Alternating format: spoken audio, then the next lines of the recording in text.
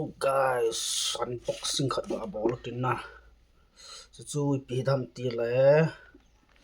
mic hai ong. Mic tha khat thot kit nin Flipkart na na. Ta bang ham kan hon di iwet di wai ong. Som lang ta unboxing khat in bol di we. Ai an ko ga bot ke man tan na, ai ma sung ki ong lo lai.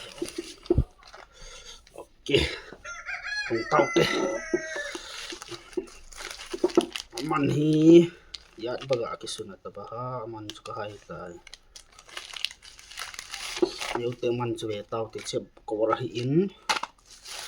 so ki chun ho cha hi in cha chi tai o chi for type C right for iPhone na type C yang the iPhone yang the chi mic hi bo ong thupi ta yang be se lo thupi be se lo okay bolan purana le kilo me par se na cho wa nga chi box chu so ye le kha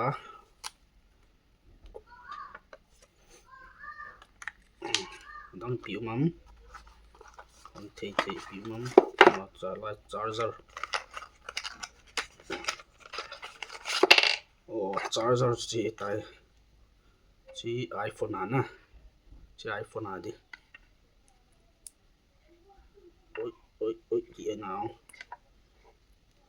chi iPhone di na chi là type C hi chi tan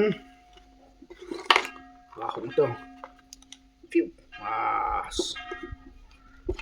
good chi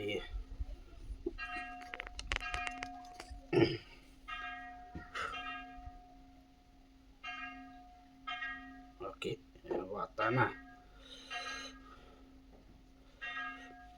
hello ta hi phone to kan su to sang hoi nam bet di we phone to kan su to di start battery homa ite ha san pa na we like ki bol hello check hello nó mà thu sắp thu hello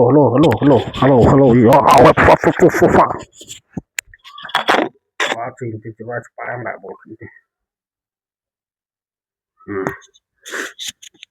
hello microphone testing this is Ghost on the picture yo yo see a box hello namu thei wam hello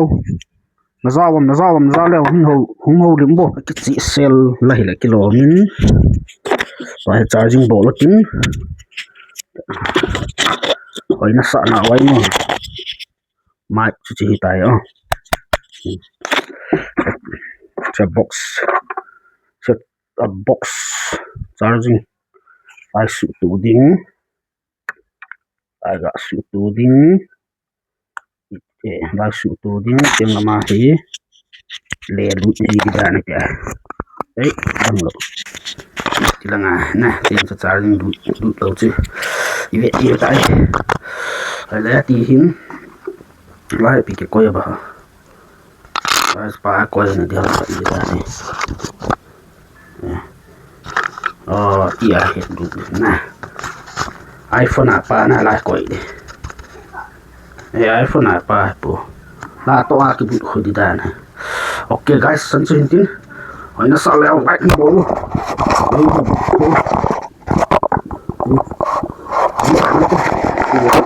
video sa sim sau pu ken som lang ta khan se ni lang na san ti tai ki da su tu tin khali in di he o ni su tu di ham okay last tu tin be u te khat be chi ta na sunga ka hiang lu tan tai charging ga su tu tin ta bang yam ga ve yo te okay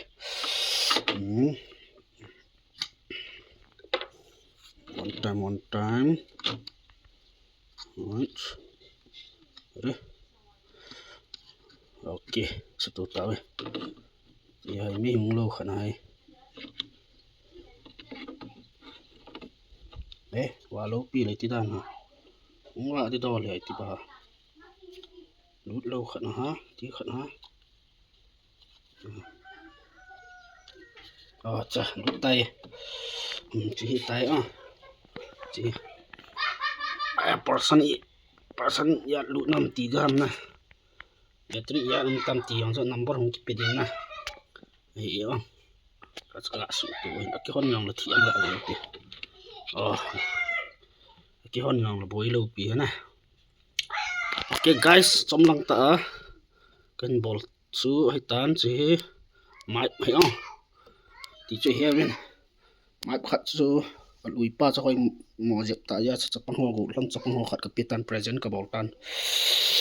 ta sẽ unboxing tí đại pi bot tí đam chui gạ ball nào sẵn chơi tan tin aman su cái gì lại su sáng khát lẽ rằng aman hết tí chứ sẵn gây cho tan tê 1,500 only ok chỉ chơi tay ai ông lẽo sẵn gây chỉ sợ tao đó 1,000 bye bye